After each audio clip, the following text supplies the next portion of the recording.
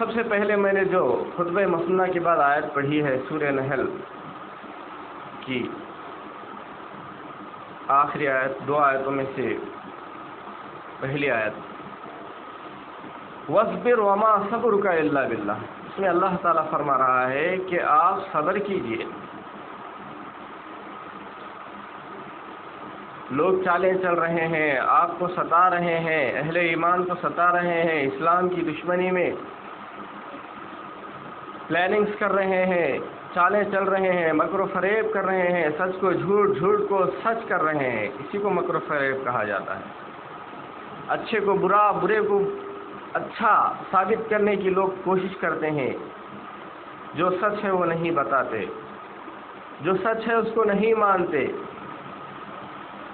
سچ کے اوپر جھوٹ کا پردہ ڈالا جاتا ہے، جھوٹ کے اوپر سچ کا رنگ چڑھایا جاتا ہے، اس کو کہتے ہیں مکر و فریب۔ تو اے نبی صلی اللہ علیہ وسلم، اور یہ بات انڈائریکٹلی اہل ایمان کے لیے بھی ہے کہ آپ لوگ ایسے حالات میں صبر کریں۔ آج جو ہندوستان کے حالات چل رہے ہیں، ایسے ہی حالات چل رہے ہیں، فتنہ و فساد، مکر و فریب کیا جا رہا ہے، کمزور لوگوں کے ساتھ، خصوصاً مسلمانوں کے ساتھ ان کو بدنام کیا جا رہا ہے، ان کے اوپر جھوٹے الزامات اور مقدمے ڈالے جا رہے ہیں، سازشیں لوگ کر رہے ہیں ان کے خلاف، پلاننگز کر رہے ہیں، مکر و فریب کر رہے ہیں۔ یہ حالات ہیں آج ہمارے ملک کے اندر۔ تو ایسے حالات میں کیا کرنا چاہیے؟ اللہ تعالیٰ اس آیت میں کہہ رہا ہے وَاصْبِرْ، صبر کیجئے، وَمَا صَبْرُكَ إِلَّا بِاللَّهِ، صبر کیجئے اور اللہ کی ہدایت کی جو راہ ہے اس سے مت ہٹیے،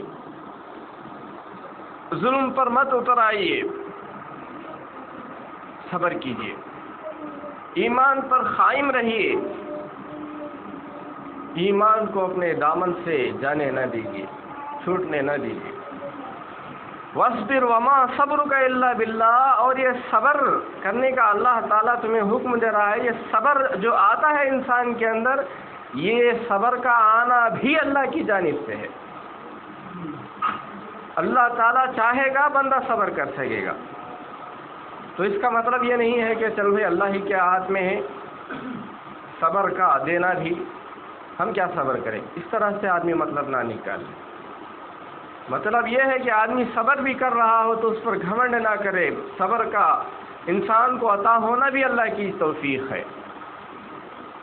دوسرا مطلب یہ ہے کہ انسان اللہ سے صبر کی توفیق مانگے، صبر کا دینے والا اللہ ہی ہے، اللہ ہی سے صبر کی توفیق مانگے۔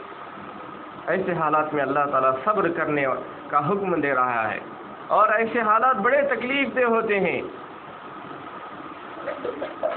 تکلیف کی کئی صورتیں ہیں۔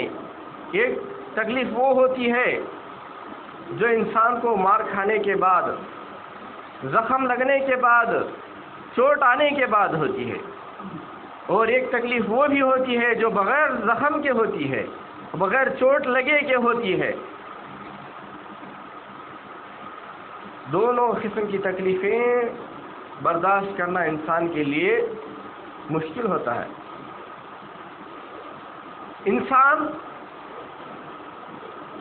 ایسے تکالیف میں غمگین ہو جاتا ہے۔ اللہ تعالیٰ نے فرمایا وَلَا تَحْزَنْ عَلَيْهِمْ وَلَا تَكُ فِي ضَيْقٍ مِّمَّا يَمْكُرُونَ،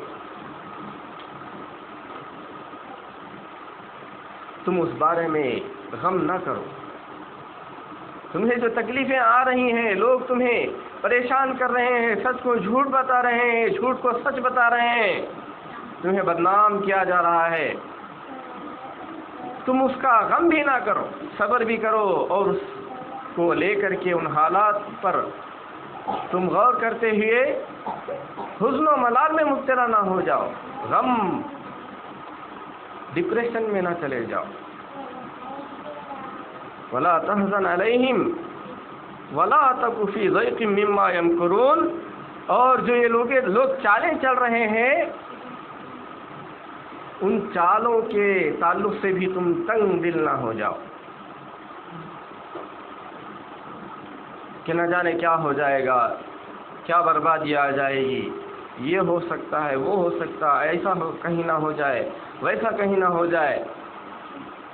ان کی چالوں پر تم تنگ دل بھی نہ ہو جاؤ۔ معلوم یہ ہوا کہ ایسے حالات میں ہمیں صبر سے کام لینا چاہیے اور غمگین نہیں ہونا چاہیے، اور ان کی چالوں کو دیکھ کر کے تنگ دل بھی نہیں ہونا چاہیے۔ آگے اللہ تعالیٰ دوسری آیت میں فرمایا، جو سورہ نحل کی سب سے آخری آیت ہے، ان اللہ مع الذین اتقوا والذین هم محسنون، بے شک اللہ تعالیٰ ان لوگوں کے ساتھ ہے جو اللہ کا تقوی اختیار کرتے ہیں۔ اللہ ان لوگوں کے ساتھ ہے بے شک یقیناً جو اللہ کا تقوی اختیار کرتے ہیں، اور ان لوگوں کے بھی ساتھ ہے اللہ تعالیٰ جو محسن ہیں، اچھے کام کرنے والے ہیں، وہم محسنون۔ مطلب کیا ہے؟ جس کے ساتھ اللہ کی مدد رہے گی، اللہ جس کے ساتھ رہے گا اس کا کوئی کچھ بگاڑ نہیں سکے گا۔ اگر اس کے اوپر مصیبت کسی دشمن کے ذریعے آئے گی بھی تو دشمن تو یہ سمجھ رہا ہوگا کہ میں اس کو مصیبت میں ڈالنے میں کامیاب ہو گیا، حقیقت میں اس کا کوئی کمال نہیں۔ اللہ نے دوسری جگہ فرمایا، قُلْ لَن يُصِيبَنَا إِلَّا مَا كَتَبَ اللَّهُ لَنَا هُوَ مَوْلَانَا۔ اے نبی صلی اللہ علیہ وسلم، آپ لوگوں سے کہہ دیجئے کہ ہم کو کوئی تکلیف نہیں پہنچتی، کوئی پریشانی ہم کو دے نہیں سکتا، ہمارا کوئی بگاڑ نہیں سکتا۔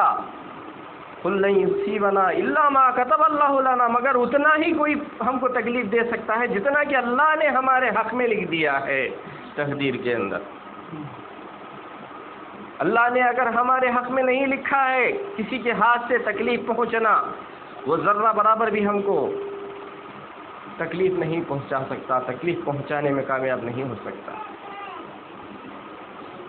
ہوا مولانا، وہی ہمارا رہنما ہے، کارساز ہے، مددگار ہے۔ کتنی عظیم الشان بات اللہ تعالیٰ نے کہی۔ تو ہمیں ان کی چالوں پر مایوس نہیں ہونا چاہیے، غمگین نہیں ہونا چاہیے، بلکہ ایسے حالات میں صبر سے کام لینا چاہیے اور اللہ کا تقوی اختیار کرنا چاہیے، اللہ سے ڈر کر ہی زندگی گزارتے رہنا چاہیے، لوگوں سے ڈرنا نہیں چاہیے، اللہ ہی سے ڈر کر زندگی گزارنا چاہیے۔